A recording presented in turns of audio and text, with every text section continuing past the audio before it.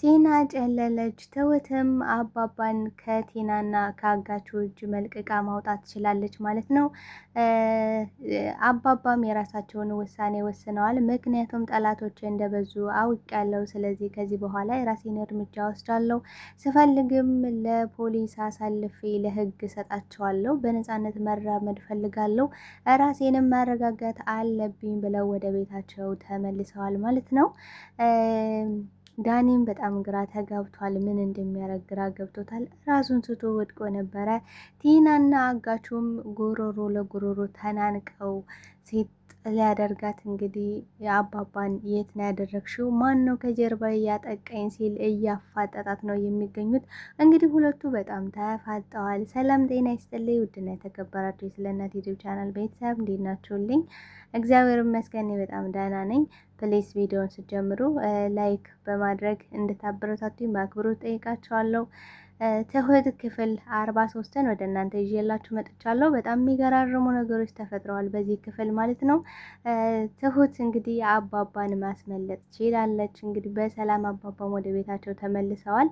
ትሁት በጣም ጀግና ናት። እንግዲህ ከኋላ ደርሳ አጋቹን አንገቱን በመምታት እንግዲህ ራሱን ስቶ እንዲወድቅ አድርጋው ነበረ። በዛም ምክንያት አባባን ማስመለጥ ትችላለች። አባባን በበኩላቸው ከዚህ በኋላ ጠላቶች እንደበዙ አይቻለው፣ ብዙ ነገር ተምሬያለሁ።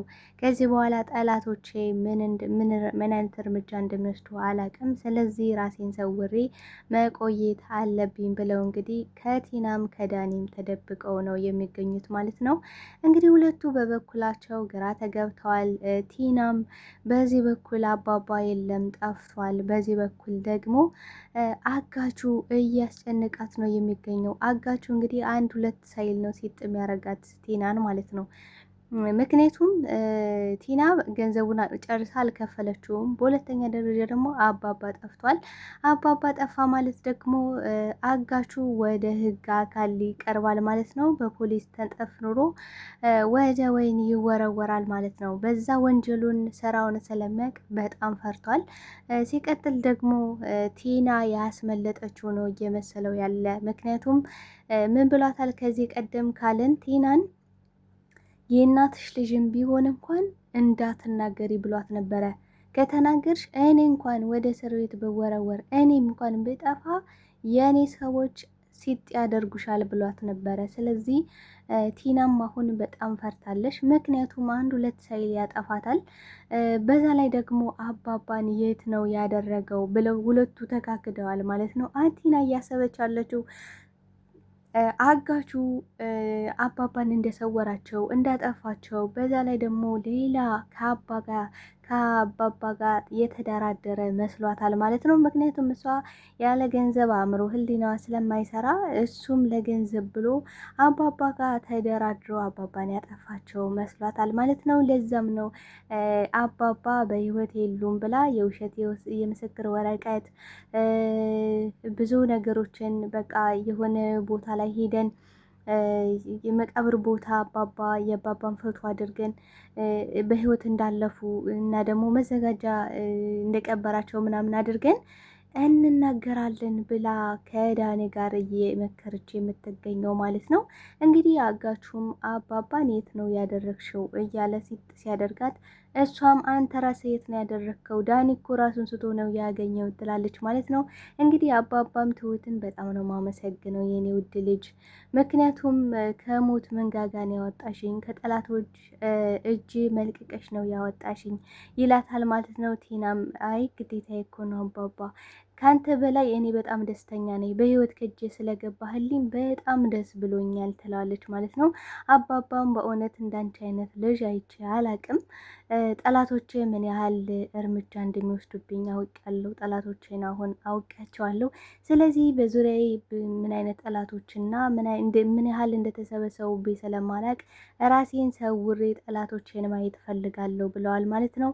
ምክንያቱም አሁን እያሴሩ ያሉት ሲራ አጋቹ ምን ብሏል ለቲና ከዚህ ዓለም ላይ አሰናብቸዋለሁ ብሏታል ማለት ነው። እሷም ለምን ያለኔ ፍቃድ እንዴት አደርጋለህ እኔ ሳልፈቅድልህ ለምን ብላለች። ምክንያቱም አሁን ቲናን ያሳሰባት የአባባ በህይወት አለመኖር መኖር ሳይሆን እንዴት ገንዘቤን ሳልቀበል ብላ ነው ያረረችው። ምን ብላለች ካለ ለዳኒ እኔ እኮ እሱ በህይወት መኖሩ አለመኖር አላስጨነቀኝም፣ ግን ገንዘቡን ሳልከፍል ብላለች። ምክንያቱም ደግሞ ለምን ካልን ከአጋቹ ብር የምትከፍለው ቲና ከአባባ በሚሰጣት ገንዘብ ነው። ከአባባ ተቀብዬ ግማሹን ለአጋቹ ሰጣለሁ ብላ ነው ያሰበችው ማለት ነው። ያ ማለት ደግሞ አባባ በህይወት የሉም ማለት ደግሞ ለአጋቹ የምትከፍለው ገንዘብ የላትም ማለት ነው።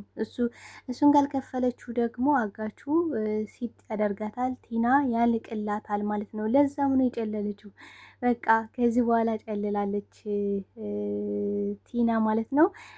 በሌላ በኩል ካሌብ እንግዲህ ነገሮችን በጣም ቸኩሎ ስለሚያበላሽ አባዬ በእውነት አባዬ በህይወት የለም፣ በጣም እየፈራው ነው እየሰጋው ነው ይላታል ለትሁት። ግን አባባና ትሁት ምን ብለው ተማክረዋል ካልን ለካሌብም ቢሆን እንዳትናገሪ እኔ በህይወት እንደወጣው እንዳየሽ እንዳገኘሽ ለማንም ሰው እንዳትናገሪ። ምክንያቱም ደግሞ ከቤት ከተመለስኩ ጠላቶቼ መልሰው ሊያጠቁኝ ይችላሉ። ሲቀጥል ደግሞ ጠያቂ ብዙ ይመጣል። ስለዚህ ራሴን ማረጋጋት አለብኝ። ትልቅ እርምጃ መውሰድ አለብኝ። ትልቁን ውሳኔ ለብቻዬ ሆኜ መወሰን አለብኝ። ካሌብም ነፈዝ ስለሆነ ለሚስቱ አንድ ሁለት ሳይል ሊነግራት ይችላል። በተበሳጨ በተናደደ ቁጥር ካሌብ በቃ ትንሽ ነገር ከሰማ ንግር ነው የሚያደርገው። ምን ብሎ ነበረ ከዚህ በፊት ካልን ለዳኒ የዳኒን ፍቅረኛና የቲናን በቃ እነሱ እንደማያውቁ አክት እያደረጉ ነበረ። ነገር ግን ዳኒ አውቆ ነበረ ማለት ነው። መጨረሻ ላይ ዳኒ እነሱ ሁሉም ሰው እንዳወቀ ዳኒ አወቀ ማለት ነው። ከዛ ግን ካሌብ በጣም ሲናደድና ሲበሳጭ ምን ብሎታል? አንተ ሚስቴን እያማገጥክ እንኳን ካልጋይ ላይ ሚስቴን እያማገጥክ ምንም አላልኩህም ነበረ በአይኔ በብረቱ እያየው ብሎ ጭራሽ ንግር አደረገው ማለት ነው። ከዛ ዳኒም ቆይ ካሌብ ላስረዳ ምናምን ሲል ይደመጣል ማለት ነው። እና ብዙ አይነት ስህተቶችን ሰርቶ ነበረ። ምን ብሎ ነበረ? ቲናን ማገት አለብኝ። ምክንያቱም ቲናን አግቼ ስለ አባዬ የሆነ ነገር ማወጣጣት አለብኝ። በዛ ላይ ደግሞ ቲናን አገትኳት ማለት ያገተው አባባን ያገተው አጋቹ ደግሞ ገንዘብ ስለማትከፍለው አባባን ምንም አያደርገውም ብሎ አስቦ ነበረ። የልጅ ሀሳብ ነበር ያሰበው። ነገር ግን ምን ብለዋለች ትሁት? አይ ይሄ ነገር አይሰራም፣ ይሄ ነገር አባዬን ሊያሳጣን ይችላል፣ ስለዚህ ይሄን ተው ብላ አስትታው ነበረ፣ አስቁመው ነበረ።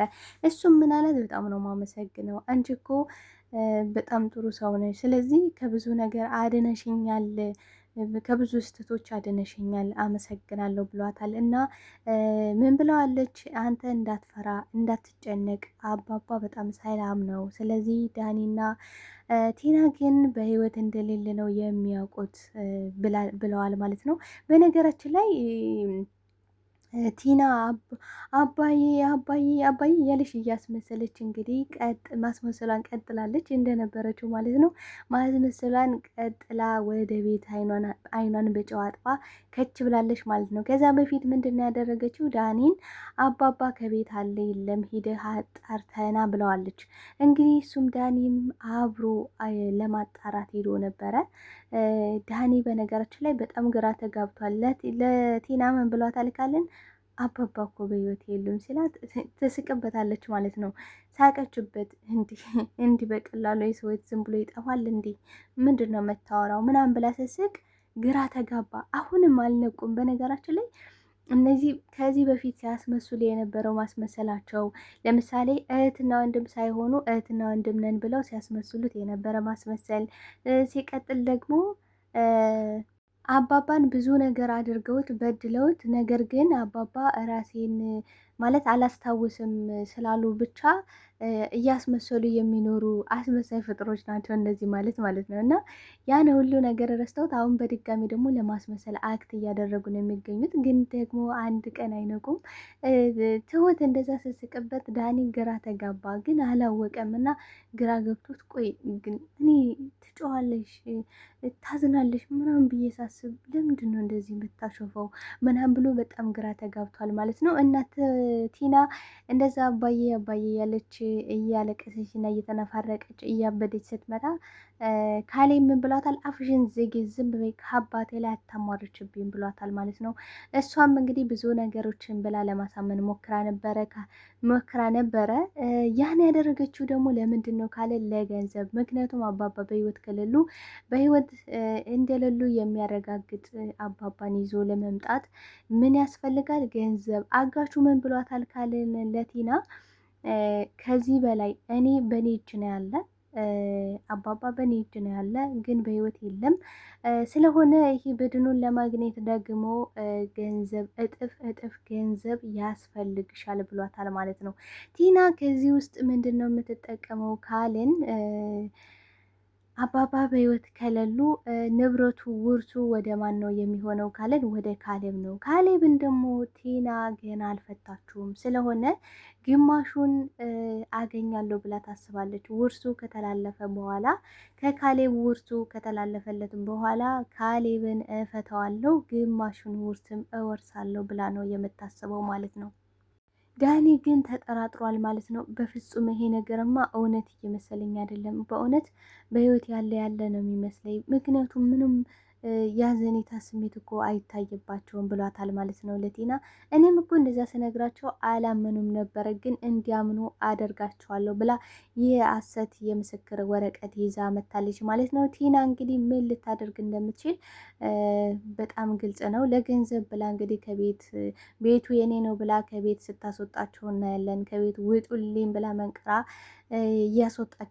እያስወጣሻቸው ነበረ ከዚህ በፊት እና አሁንም ደግሞ የሐሰት የምስክር ወረቀት ይዛ መታ አባባን በህይወት እንደሌሉ ልታሳምናቸው እየሞከረች ነው። በነገራችን ላይ ቲና አባባን ባታስመልጣቸው ኖሮ መቼም በህይወት መውጣት አይችሉም ነበረ። ምክንያቱም ዳኒ ለራሱ ሊያድን ሄዶ ራሱ ታጋጅ ሆኖ ነው የተቀመጠው የነበረ ማለት ነው። እና አሁን ዳኒም በጣም ፈርቷል። ምክንያቱም የፈራበት ምክንያት ደግሞ አጋቹ ዳኒን ካገኘው አይምረውም፣ በህይወት እንዲኖር አይፈቅድለትም። እና ዳኒ ደግሞ በዚህ ምክንያት በጣም ፈርቷል ማለት ነው።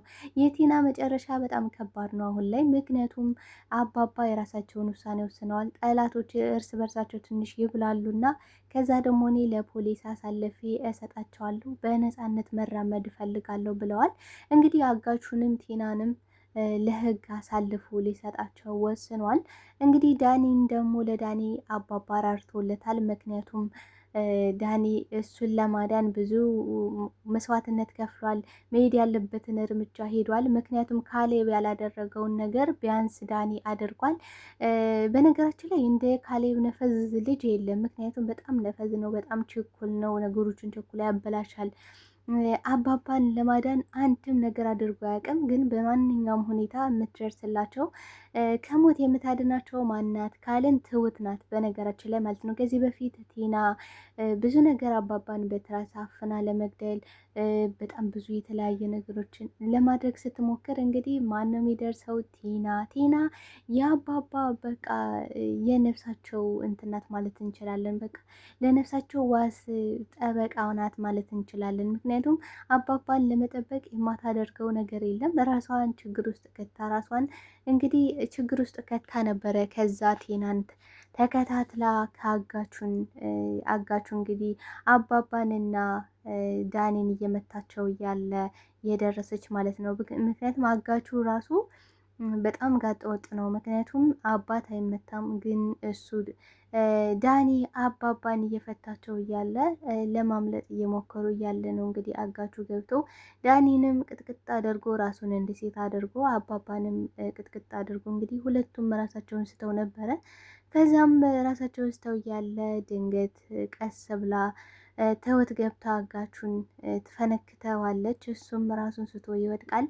ከዚያም ዳኒን ጥላው መሄድ አልፈለገችም ነበረ። ትሁት በነገራችን ላይ ግራ ተጋብታ ነበር። አሁን ማንኛቸውን ለውጣ አሁን እንዴት ነው ማደርገው እያለች በጣም እየተጨናነቀች ነበረ። ነገር ግን አባባ መውጣት ነበረባት። ዋና ትልቁ አላማዋ አባባ ማውጣት ነው። ምክንያቱም ዳኒ ከዛ ቢቀር ቲና አትቆርጥበትም፣ አትጨክንበትም ለሱ። ስለዚህ እሱን ምንም እንደማያደርጉት ስለገባት አባባን ብቻ ፈጥና ይዛ ወጣች ማለት ነው።